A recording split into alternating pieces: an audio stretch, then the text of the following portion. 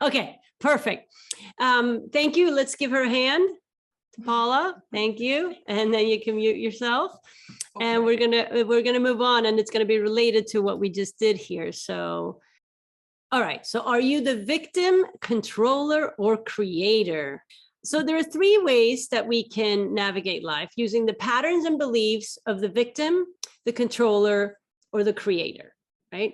Most of the world tends to operate from the victim or the controller, because it's been so ingrained in all of us throughout time that if we just rely on external things and we do more, that we're eventually going to find joy and happiness.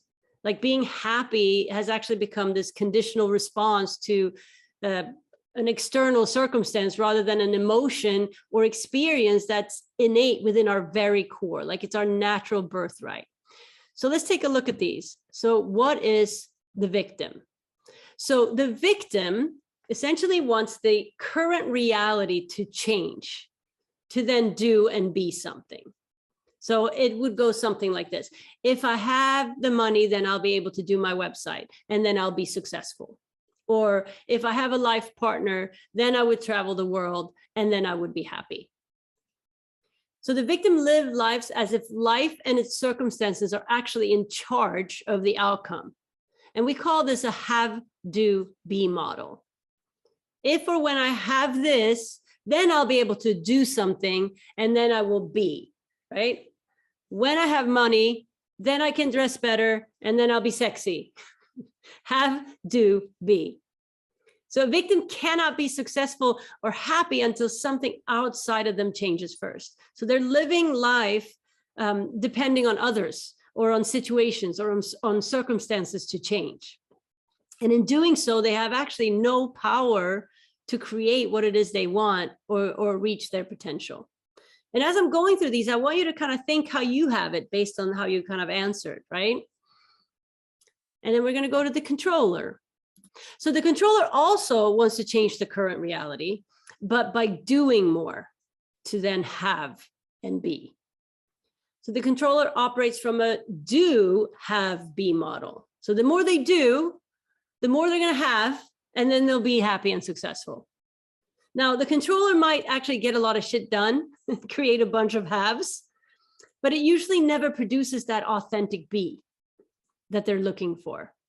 And then they wonder why they still feel empty, depressed, and tired, despite actually having what they wanted. And so they do more and then still never reach happiness. Now, the third one that most people don't live by, which is really the one that works authentically, is the creator. And I call it the win-winner.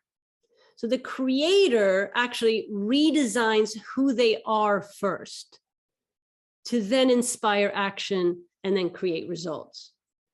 So the creator operates, the creator adheres to the be, do, have model. So for them, it's not about like what I need to do or have to succeed. It's focused on who do I need to be in order to have what I want, in order to do what I want.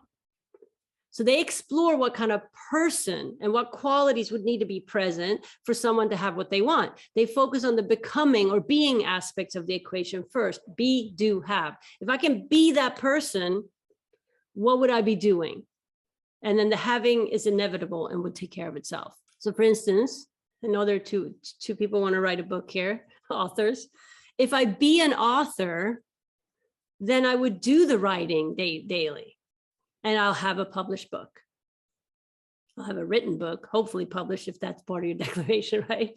So if I be it first, so once you realize that nothing external and no amount of doing this is going to actually make you happy or have you reached that ultimate goal, you're going to become an opening to shift the victim or controller pattern and then enter the world of the creator. So it's like, how does an author drink coffee in the morning? What does an author wear? Be an author. You're going to be like, oh my God, I better be writing. I'm an author, right? And I did this. I wrote my book in 30 days because I did this. I got up and I sat down at my desk, even if I had nothing to write. And I sat there and I committed myself to sitting there for a whole hour, no matter what, in the morning. And I sat there and I think by the second or third day, I'm like, well, I'm sitting here, I might as well write something. I'm an author. An author goes and sits by the desk to write, right?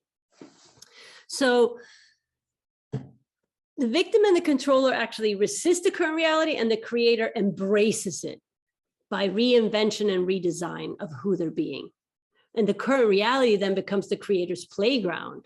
And the reason I call it the win-winner is because when you say just the winner, it can imply that there's a loser. But a win-winner is someone that wins and then makes sure that everyone around them win too. It's someone that actually lives and comes from abundance, that there is enough for everyone. Most people operate from have, do, be, or do, have, be. But be needs to be first. The doingness then will be effortless, and the having will take care of itself. Be, be, be, be. And now you might be like, okay, great. Where do I start? How do I shift the way I operate? Well, one proven way to interrupt the racket is to actually do the training that Jen talked about earlier, my 6-week course. And of course, I'm going to say that because I know it works. Because that course is a course in beingness. It's a course that's going to take dynamite to your ego and your box and support you in shifting what's not producing what it is you say you want. So rather than asking yourself, how do I do that? How I need to take another how class. How do I do that? You got to start thinking of who, right? What kind of person do I need to be to have this, to attract this kind of result into my life?